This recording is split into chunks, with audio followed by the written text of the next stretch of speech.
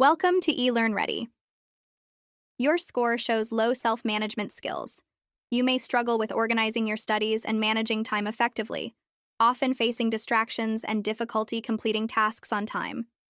Here are some tips to help you build your self-management skills. Tip 1. Start small. Begin by setting small, achievable goals to build a foundation of discipline and organization.